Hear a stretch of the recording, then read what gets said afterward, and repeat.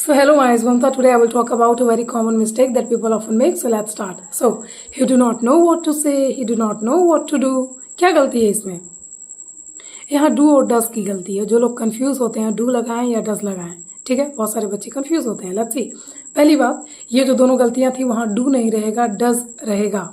He does not know what to do, he does not know what to say. ठीक है, does कहीं भी रहेगा, आप समझ जाना ये सिंपल प्रेजेंट की बात हो रही है. सिंपल प्रेजेंट टेंस में ही डज सिर्फ लगता है और कहीं नहीं लगता. ठीक है, दूसरी बात, कहाँ कहाँ लगता है?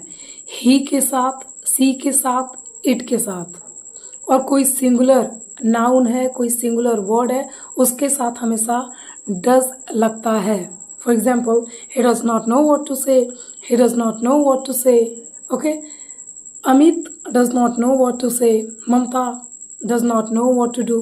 तो ममता सिंगुलर है, अमित सिंगुलर है, इट के साथ भी डज लगता है. ठीक है, तो ही के साथ, इट के साथ, सी के साथ और किसी सिंगुलर वर्ड के साथ डज लगता है. समझ आ गया? और डज हमेशा सिंपल प्रेजेंट में ही यूज होगा. मतलब कहीं भी डज रहेगा तो आप समझ जाना ये बात सिंपल प्रेजेंट की हो रही है. ठीक है, नेक्स्ट, डू कहाँ यूज होता है? डू और जो बच गए उनके लिए यूज होता है. जैसे आई के लिए होता है, यू के लिए होता है, वी के लिए होता है, दे के लिए होता है. For example, I do not know what to say, you do not know what to do.